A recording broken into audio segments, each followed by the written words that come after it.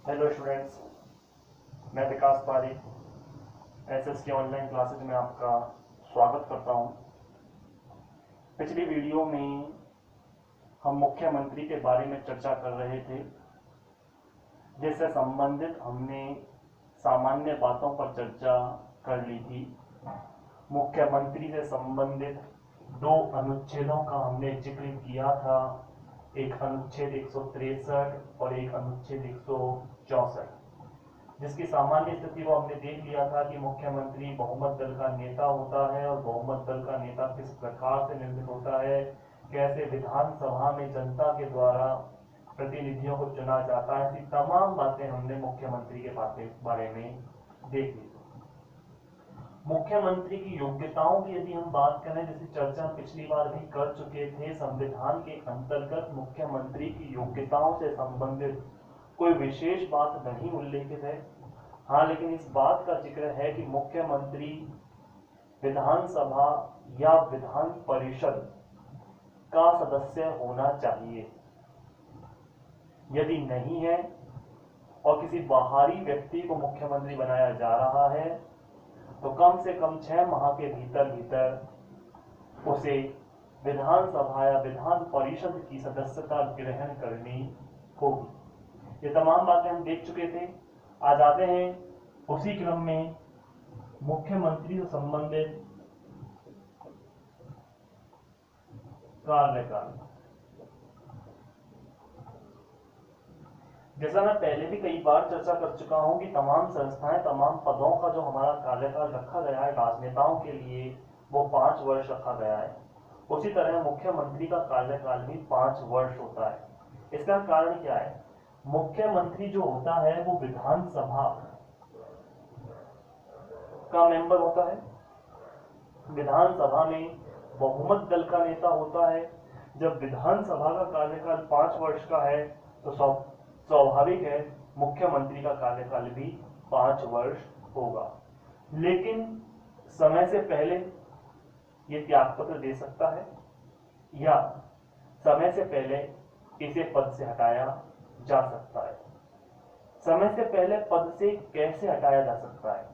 जैसे अभी हमने कहा था कि बहुमत दल का नेता होता है मुख्यमंत्री, और बहुमत दल का नेता उस समय होगा जब उस दल को, उस व्यक्ति पर विश्वास हो कि हाँ, यह व्यक्ति हमारा नेता बनने के लायक है। विश्वास होगा तो नेता बनेगा बहुमत दल का, और तभी वह मुख्यमंत्री पद की शपथ ग्रहण करेगा या मुख्यमंत्री पद पर आसीन होगा। लेकिन पद से कैसे हटाया जा सकता है? यदि विधानसभा के मेंबर अविश्वास प्रस्ताव ले आए। एक प्रस्ताव होता है अविश्वास प्रस्ताव, कि हमें इस पर विश्वास नहीं है, तो और अविश्वास प्रस्ताव पारित हो जाए तो मुख्यमंत्री को अपना पद छोड़ना होगा। लेकिन एक विशेष बात यह है कि मुख्यमंत्री और प्रधानमंत्री के खिलाफ अविश्वास प्रस्ताव बहुत ही रेयर कंडीशन में लाया जाता है। कारण है, मुख्यमंत्री या प्रधानमंत्री, क्योंकि दोनों की स्थिति एक है, हम पढ़ चुके हैं, दोनों के साथ जुड़ी होती है मंत्री परिषद।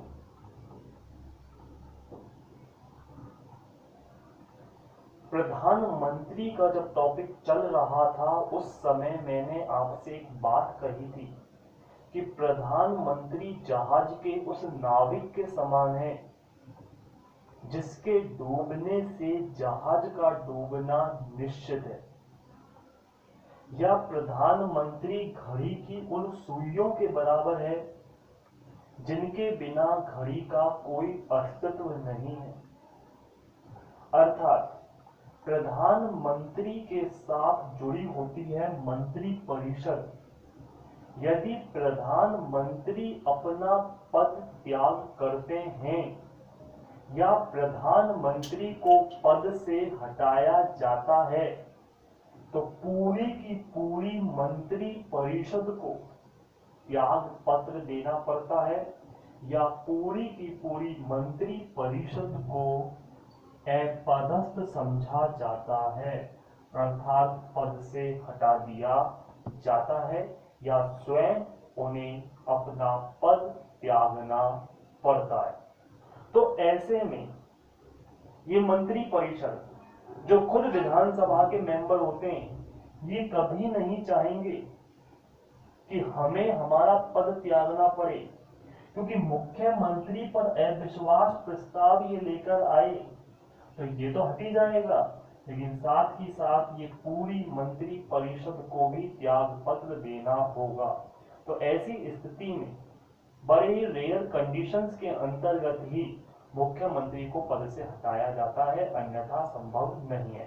हालांकि संविधान में प्रावधान किया गया है कि मुख्यमंत्री को पद से समय से पूर्व हटाया जा सकता है, और वो प्रक्रिया है अविश्वास प्रस्ताव लाकर। बात करते हैं आगे मुख्यमंत्री के कार्यकाल के बाद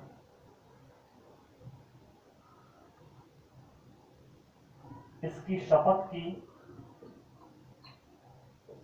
जिस तरह प्रधानमंत्री राष्ट्रपति के समक्ष अपने पद की शपथ लेते हैं, उसी तरह से मुख्यमंत्री राज्यपाल के समक्ष शपथ ग्रहण करते हैं। विषय में इक्वल है, प्रधानमंत्री शपथ ग्रहण करेंगे राष्ट्रपति के समक्ष, तो मुख्यमंत्री शपथ ग्रहण करते हैं राज्यपाल के समक्ष। तो ये प्रश्न बन सकता है कि मुख्यमंत्री को शपथ कौन दिलाता है, राज्यपाल, और प्रधानमंत्री को शपथ कौन दिलाता है, राष्ट्रपति। तो दो चीजें पढ़ी अभी हमने, मुख्यमंत्री का कार्यकाल और शपथ।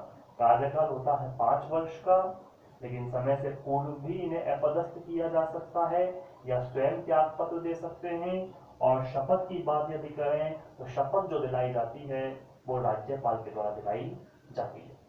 आइए मुख्यमंत्री से संबंधित अगली चर्चा में मुख्यमंत्री के कार्य क्या है। मुख्यमंत्री के कार्य आर्टिकल 167 अनुच्छेद 167 मुख्यमंत्री के कार्यों से संबंधित है। मुख्यमंत्री के कार्यों की विवेचना करता है अनुच्छेद 167। मुख्यमंत्री के तमाम कार्य हैं, और तमाम कार्य ही क्या कहें कि कार्यपालिका का जो मुखिया होता है, हालांकि संवैधानिक प्रधान राज्यपाल होता है, लेकिन वास्तविक प्रधान मुख्यमंत्री होता है। अर्थात जितने भी कार्य करता है, नियम नीतियां कानूनों को जो निर्मित किया जाता है वो मुख्यमंत्री के द्वारा ही किया जाता है। मुख्यमंत्री का सबसे पहला कार्य जो माना जाता है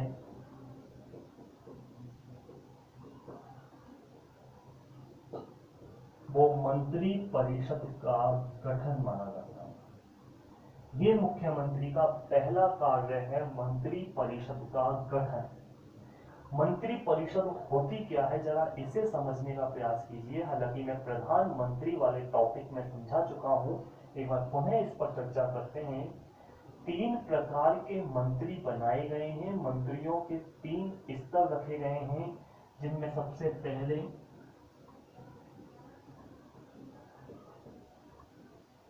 कैबिनेट मंत्री,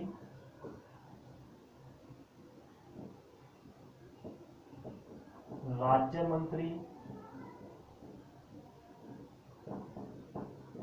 और उप मंत्री। ये 3 प्रकार के जो मंत्री हैं, इन 3 प्रकार के मंत्रियों से मिलकर बनती है मंत्री परिषद।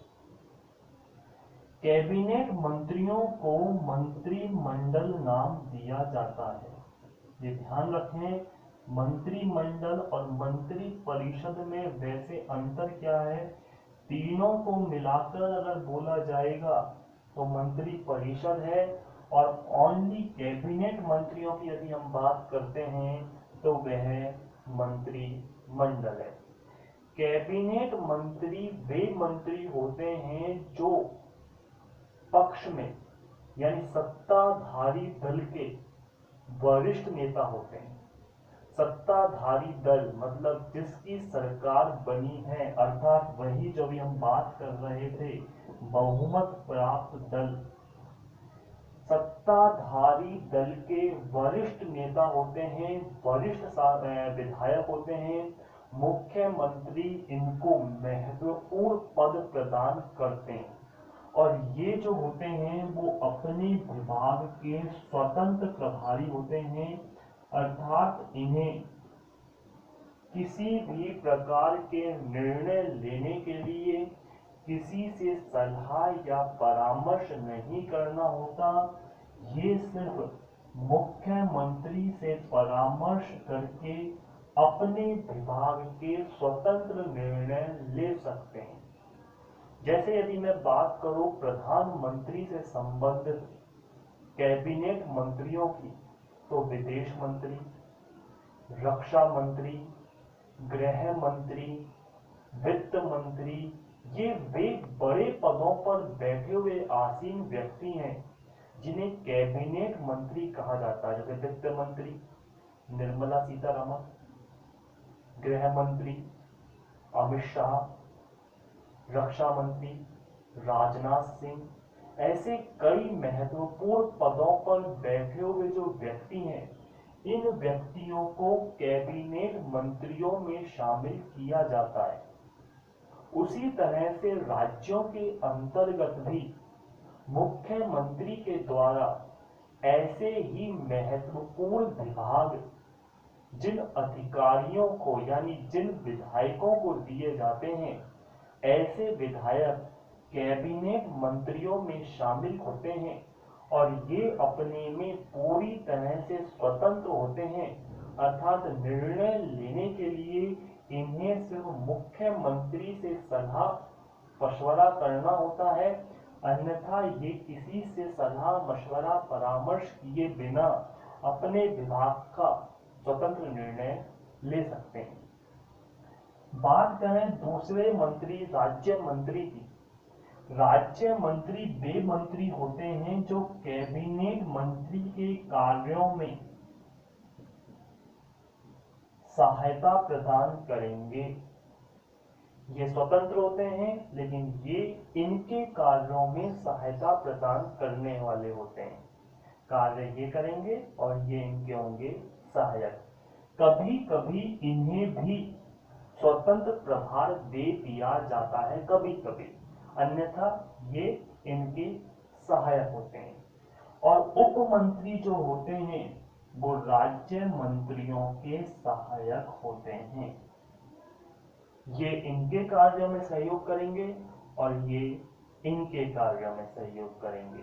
तो इन तीनों से मिलकर बनती है मंत्री परिषद और कैबिनेट मंत्रियों को नाम दिया जाता है मंत्रिमंडल। मंत्रिमंडल को भारतीय शासन व्यवस्था का हृदय भी कहा जाता है। मंत्रिमंडल को भारतीय शासन व्यवस्था का जो हृदय कहा जाता है वो मंत्रिमंडल को कहा जाता है। कारण है कि समस्त निर्णय, समस्त कार्य या अधिकांश कार्य जो करता है वो मंत्रिमंडल ही करता है।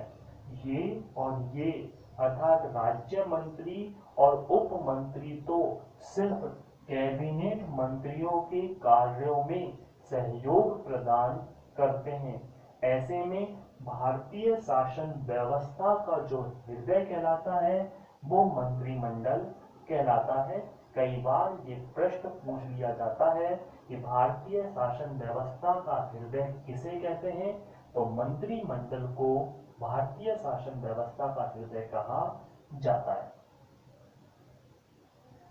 तो मुख्यमंत्री का पहला कार्य होता है मंत्री परिषद का गठन, कि इन व्यक्तियों को जो विधायक चुनकर आए हैं, जनता के द्वारा जिन विधायकों का निर्वाचन किया गया है, उन विधायकों में से इन व्यक्तियों को मंत्री बनाया जाएगा।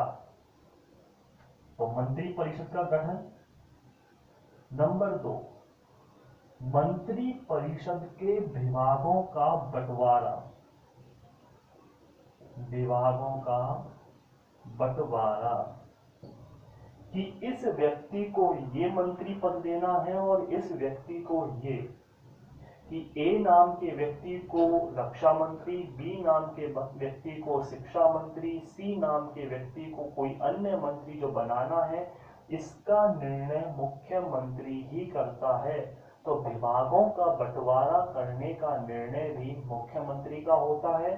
इन दोनों ही मामलों में मुख्यमंत्री राज्यपाल को संबोधित करते हैं, यानी राज्यपाल को बताते हैं कि ये व्यक्ति मंत्री बनेंगे और राज्यपाल उनके नाम के आगे मोहर लगा देते हैं। तो मंत्री परिषद का गठन और उनके विभागों का बंटवारा करने का कार्य मुख्यमंत्री करते हैं। नंबर 3, मंत्रियों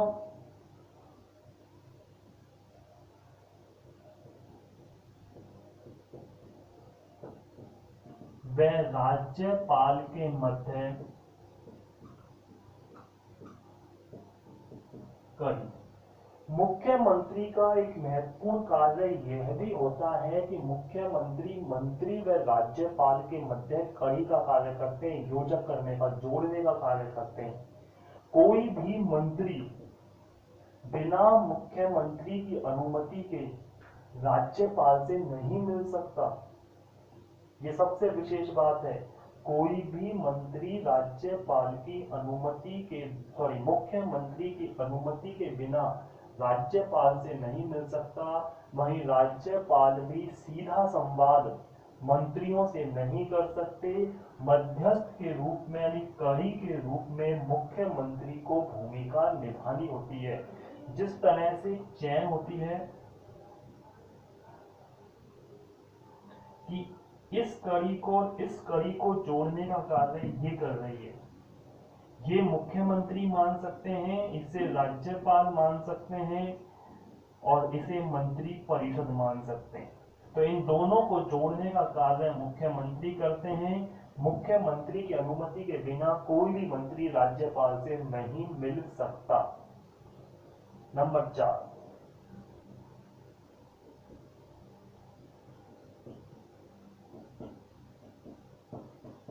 मुख्यमंत्री विधानसभा का नेता भी होता है। स्वाभाविक सी बात है, विधानसभा का नेता होगा ही। क्यों, कैसे होगा? क्योंकि विधानसभा में बहुमत दल का नेता होता है और बहुमत दल मतलब जिसकी संख्या ज्यादा है। अब जिसकी संख्या ज्यादा उसका नेता मुख्यमंत्री, तो स्वाभाविक सी बात है पूरी विधानसभा का नेता मुख्यमंत्री को माना जाता है। तो ये मुख्यमंत्री से संबंधित कुछ बातें हैं। इसके अलावा एक लास्ट टॉपिक है विभिन्न नीतियों व कानूनों का निर्माण। मुख्यमंत्री ही मंत्री परिषद के साथ मिलकर विभिन्न प्रकार की नीतियों और कानूनों के निर्माण पर जोर देता है। हालांकि ये कार्य व्यवस्थापिका का होता है, विधायिका का है, राज्य विधायिका का, लेकिन राज्य विधायिका में शामिल कौन होती है? विधानसभा और विधान परिषद। जिन राज्यों में द्विसदनात्मक व्यवस्था नहीं है, जहां से विधानसभा है, वहां पर अकेली विधानसभा ये कार्य करेगी। और विधानसभा में बहुमत दल का नेता मुख्यमंत्री है, तो ऐसे में मुख्यमंत्री होता है जो नीतियों एवं कानूनों के निर्माण पर जोर देता है या नीति एवं कानूनों का निर्माण करता है। तो इस शॉर्टली अगर हम इस बात को समझें तो हमारे देश के अंतर्गत जो पावर दी गई है वो प्रधानमंत्री के हाथों में केंद्र के अंतर्गत और राज्यों के अंतर्गत मुख्यमंत्री के हाथों में। राष्ट्रपति और राज्यपाल तो एज ए नाम मात्र के रूप में कार्य करते हैं। कभी विशेष परिस्थितियों में इनके कार्यों का योगदान होता है, अन्यथा मुख्य भूमिका मुख्यमंत्री और प्रधानमंत्री के द्वारा ही निभाई जाती है। जिसको आप देख भी सकते हैं, वर्तमान में कोरोना महामारी फैल रही है। इस महामारी के अंतर्गत हमारे देश के राष्ट्रपति रामनाथ कोविंद के द्वारा कितनी बार अपने विचार व्यक्त किए गए, कितनी बार वो मीडिया के सामने आए, कितनी बार उन्होंने कोई नियम कानूनों पर चर्चा की, कितनी बार उन्होंने कोई आदेश देने का प्रयास किया? शायद ही कभी। जितने भी कार्य किए गए वो प्रधानमंत्री के द्वारा किए गए। कारण है, प्रधानमंत्री होता है और मुख्यमंत्री है जो निर्णय लेने के अधिकारों को अपने पास रखता है। तो आज के लिए हमारा मुख्यमंत्री जो टॉपिक है वो लगभग पूर्ण हो चुका है। उम्मीद करता हूं कि इस टॉपिक से संबंधित आपको सभी बातें स्पष्ट रूप से प्राप्त हो चुकी होंगी। आगे के लिए इस लेसन का एक अगला टॉपिक उच्च न्यायालय बचता है, जिसके लिए हम आगामी वीडियो पर चर्चा करेंगे। जब तक के लिए देखते रहिए आपका अपना YouTube channel geography with Vikas Parik. Subscribe कीजिए, लाइक कीजिए एंड शेयर कीजिए। Thank you.